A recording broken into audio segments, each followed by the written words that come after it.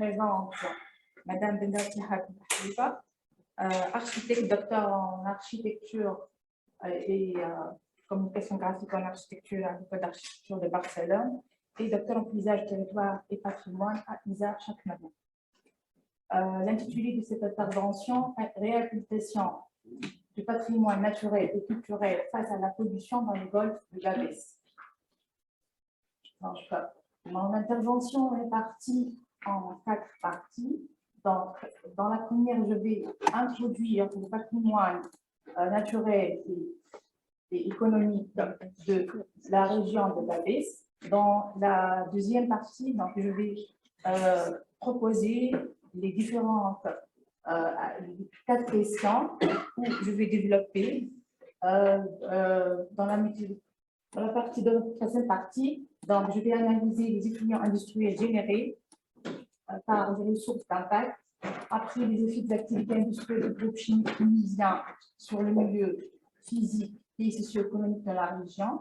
Dans la troisième étape, je vais évaluer le coût de dégradation environnementale établi par la Société d'ingénieurs hydrauliques et environnement et l'Institut national de sciences technologiques de la mer. Et dans la dernière partie, je vais évaluer le niveau de corrélation entre la solution de rupture et de continuité.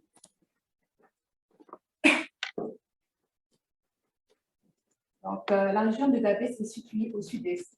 Elle comptait 378 et 65 à 10 000 habitants. Le peuple date de la préhistoire. Il occupe une position stratégique dans la Méditerranée et il constitue donc cette région, c'est un espace de transition entre le nord et le sud de la Tunisie. Le climat est caractérisé par un climat inférieur doux sur la côte et les terres situées à 20 km de la mer. Le climat aride sahélien à l'intérieur des terres. L'origine hydrographique mixte, il est exoréique pour les oueds et androïque pour ceux qui divergent dans les spectra et les chocs. Ces particularités physiques et climatiques ont produit différentes unités paysagères. La ville de Gabès est entourée par un oasis traditionnel à étage, unique dans son type, qui offre un microclimat à la zone urbaine de la région. Avant l'installation en 1970 de l'usine pétrochimique du groupe chimique tunisien, cette oasis avec le golfe de Gabès ont participé au développement économique. Ils ont favorisé la production agricole, la production de la pêche, ainsi que le tourisme. Donc, de ce fait, la production végétale a été classée la première. Donc, on trouve que 316 000 tonnes par an la production de légumes. En deuxième lieu, la production fruitière, elle est classée la deuxième. Après la production céréalière et les cultures fourragères, donc ils sont classés les dernières. Le gouvernorat de Gabès a offert un tourisme de transit de diverses natures pour les touristes.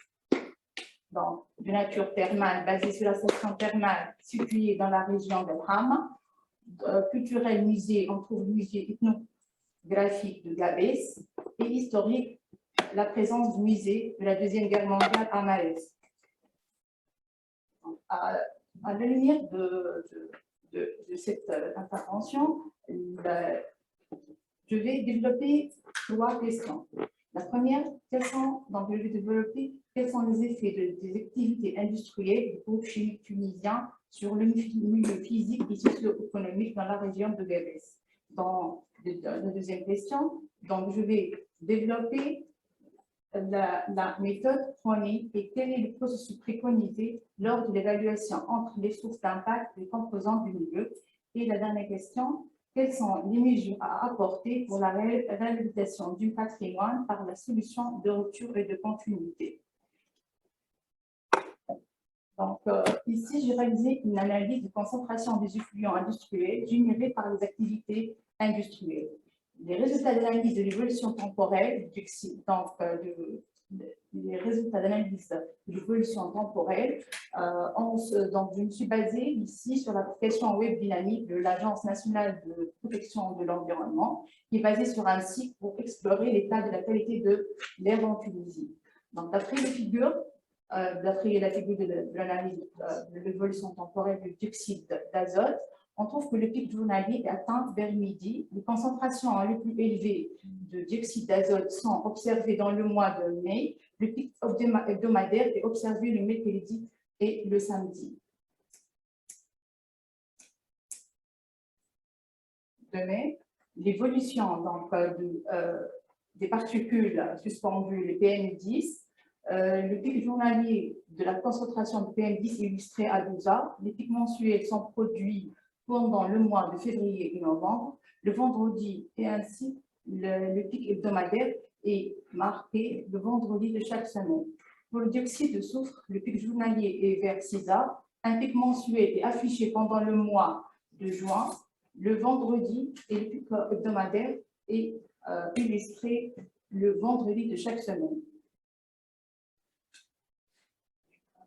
De même, je me suis référée sur le calendrier de pollution en 2018. Donc, j'ai constaté un dépassement de la norme tunisienne en février et en mai pour la concentration de PM10, représentée par la couleur mauve, qui reflète la classe de pollution de maximum journalier moyen. Donc, on remarque, d'après la figure qui est à gauche, au-dessous qui est à gauche, on remarque que la situation concernant la concentration en PM10 est très préoccupante et critique dans la région. Dans la deuxième figure de calendrier de pollution de dioxyde d'azote, on constate que le calendrier affiche 3 mois de dépassement de la norme. Enfin, concernant le calendrier de pollution de l'ozone, on observe un dépassement de 6 mois pour la concentration de l'ozone. La situation est critique, donc il faut le plus tôt possible intervenir dans ce site. La réalité du climat, l'irrégularité des précipitations, la fragilité des ressources pédologiques et du couvert végétal ont rendu l'environnement physique plus sensible à l'action humaine. Dans ce sens, l'installation de l'usine pétrochimique du groupe chimique tunisien dans l'oasis et au golfe de Gabès pour exploiter l'eau lors de production de phosphate a contribué à l'épuisement des ressources en eau souterraine des oasis de Gabès, à la pollution de la mer, du sol et de l'air atmosphérique, et une régression dans la production agricole et de la pêche et du tourisme. De ce fait, donc, ici, dans cette partie, donc, je vais développer les 4 parties de la méthode utilisée pour l'évaluation des impacts environnementaux des rejets générés par les sources d'impact sur le milieu, la santé humaine et les activités économiques de la région de Gabès, adoptées pour le compte du ministère de l'Environnement. La première étape, elle consiste à déterminer les interrelations entre les sources d'impact et les composantes du milieu. En deuxième étape, établir la valeur environnementale des composantes du milieu. En troisième étape, d'évaluer l'importance de l'impact à partir de son intensité, de son étendue et de sa durée. Et enfin, dans la dernière étape, consiste à dresser un bilan global des impacts du projet. Donc, les impacts de rejet des effluents ont engendré une pollution de différentes formes, une pollution maritime, atmosphérique, une pollution du sol par les déchets solides et la radioactivité. Donc, cette pollution a un impact négatif sur l'économie, surtout annuel de dégradation de l'environnement. Donc, pendant l'année 2014 à 2015, se situe entre 43 millions de dinars pour la variante à faible degré de pollution et 364 millions de dinars pour la variante à grande pollution. Donc, la pêche, ici, d'après le tableau au-dessus, la pêche représente le coût le plus élevé, avec 47,7% du coût total. Donc, elle est suivie par le tourisme avec 32,6%, puis par la santé, donc le coût de dégradation est situé à 12,7%. Enfin, l'agriculture qui représente 7% du coût total. Donc, pour réduire les impacts environnementaux, deux solutions ont été proposées. La première solution consiste à la solution de continuité et une autre solution, c'est la solution de rupture. La solution de continuité c'est une solution qui consiste à transporter le phosphogypse de Gabès vers un nouveau site de mise en péril et à poursuivre les actions de réduction de la pollution atmosphérique engagées par le groupe chimique tunisien. Mais le phosphogypse continuerait à être rejeté en mer. La solution de rupture, cette solution suppose que toute la pollution dégagée des unités de transformation de phosphate s'arrête, ainsi que l'engagement de tous les secteurs de la région de Gabès dans la dépollution et la protection de l'environnement. Les résultats d'estimation du coût de dégradation de l'environnement pour les deux solutions de continuation et de rupture. Donc, on trouve que le coût de dégradation entre 2030 qui est projeté, estimation, et 2015, on trouve 122 millions de dinars. Donc, l'estimation pour le coût de dégradation environnementale de la région de Gabès par rapport à 67 millions de dinars pour l'année 2015.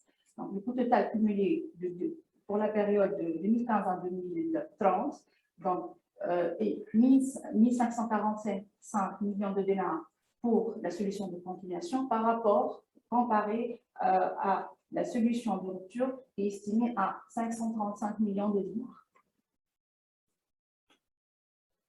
Conclusion, le coût de dégradation évité par la mise en œuvre de la rupture serait de 13 millions de dinars. Ce coût aurait été évité grâce à un investissement de l'ordre de 3250 millions de dinars. Pour ce fait, cette solution a été rejetée. Concernant la solution de rupture, a été ignorée après la protestation des habitants du site de stockage des effluents. Les résultats d'analyse montrent que plus que 95% de la pollution atmosphérique provient des usines du groupe chimique tunisien. Désormais, la pollution de la mer par la photogypse, c'est également la pollution pondérante. La pollution industrielle n'est pas la seule responsable de la baisse des niveaux de productivité des activités économiques. On trouve des autres facteurs qui doivent être pris en considération dans le projet de réhabilitation. L'urbanisation anarchique, le dépôt des déchets solides par le citoyen, le drainage insuffisant, la salinisation des nappes, l'approvisionnement des sols par les pratiques culturelles inadaptées, l'évaluation préliminaire du niveau de dégradation environnementale d'un système de production et l'analyse du système de vie d'un produit dès la phase initiale de conception. Merci de votre attention.